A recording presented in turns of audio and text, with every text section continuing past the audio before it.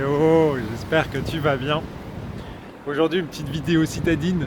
Donc, on est en promenade dans Kyoto.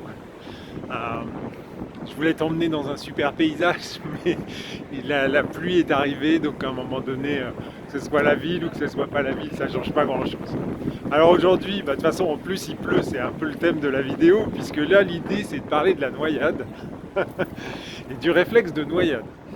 Alors, pour la petite histoire, parce qu'il y a toujours une histoire derrière tout ça. Pour la petite histoire, eh bien, on a tendance, comme on est des gens bienveillants, à vouloir faire en sorte que les autres aillent mieux. C'est un peu la nature humaine. Et puis on aime bien aussi se projeter à l'extérieur de nous-mêmes pour pas trop nous regarder dans l'intérieur. Donc on aime bien aider les autres, surtout ceux qu'on affectionne. Et puis quand on est praticien, parfois on veut aider les autres parce que c'est aussi notre manière de concevoir notre existence, notre propre existence.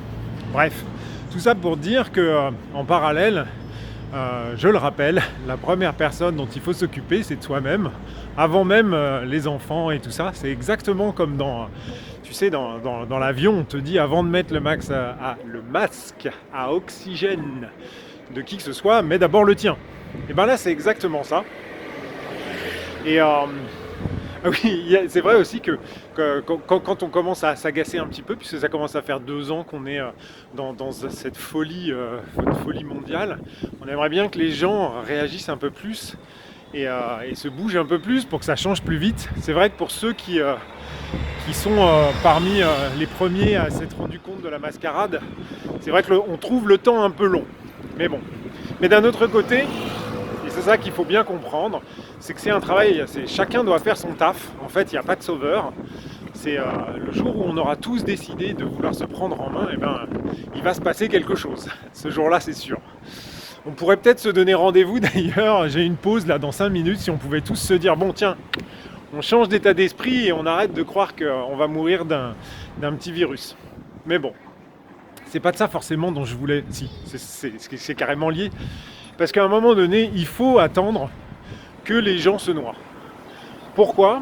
En fait, je ne sais pas si ça t'est déjà arrivé de manquer d'air sous l'eau, mais à un moment donné, le réflexe de la noyade, normalement, prend le dessus. C'est-à-dire que si tu as vraiment envie de vivre, il y a un moment donné, tu vas t'agripper à n'importe quoi, peu importe ce que c'est, en fait, pour essayer de te sortir la tête de l'eau et puis de survivre.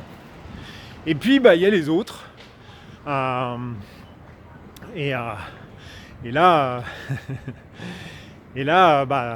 c'est leur choix. Ils vont se laisser couler au fond et se dire bon voilà, il n'y a plus besoin de se battre, ou j'ai plus envie, ou ça me fait plus rêver, ou machin et tout ça.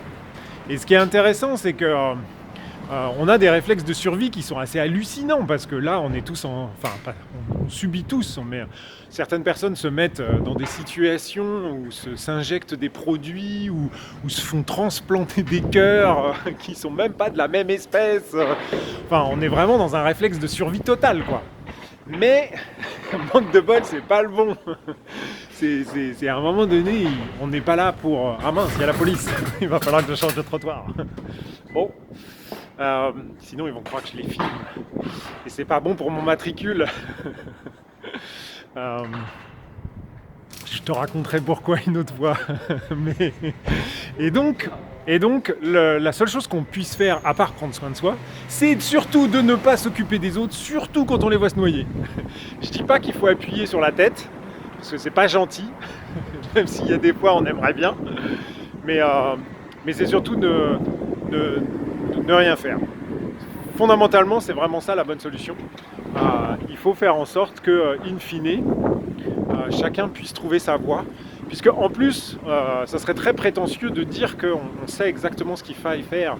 Ce qu'il faille faire ou ce qu'il faut faire. Ce qu'il faille faire pour l'autre. Je pense que c'est ça. Sinon, tant pis, tu mettras dans les commentaires le bon français que je dois parler. Et parce qu'en fait, on n'a aucune idée de déjà ce que peut vivre l'autre, et puis de comment il va pouvoir s'en sortir. Parce que la vie, elle aime bien inventer des situations, inventer des trucs pour faire en sorte que chacun puisse vivre l'expérience qu'il a à vivre et comprendre ce qu'il a à comprendre. Et donc là, c'est le royaume des synchronicités. Je regarde quand même en traversant, histoire de ne pas se prendre une synchronicité par le côté. Et donc, c'est ça le réflexe de noyade. C'est accepter que les autres se noient. C'est-à-dire qu'il y a des gens qui vont pas remonter. C'est accepter ça aussi. Ça, c'est dur.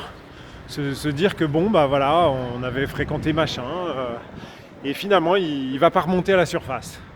Il va partir. Bon, bah voilà. C'est pas forcément facile. On a tendance, comme je l'ai dit tout à l'heure, humainement, à tendre la main et quand on voit quelqu'un qui se fait mal, bah, essayer de le...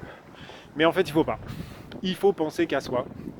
Et c'est pas une manière égoïste. On pourrait se dire ouais, mais moi je peux pas, je suis pas un égoïste, machin. C'est pas du tout égoïste en fait.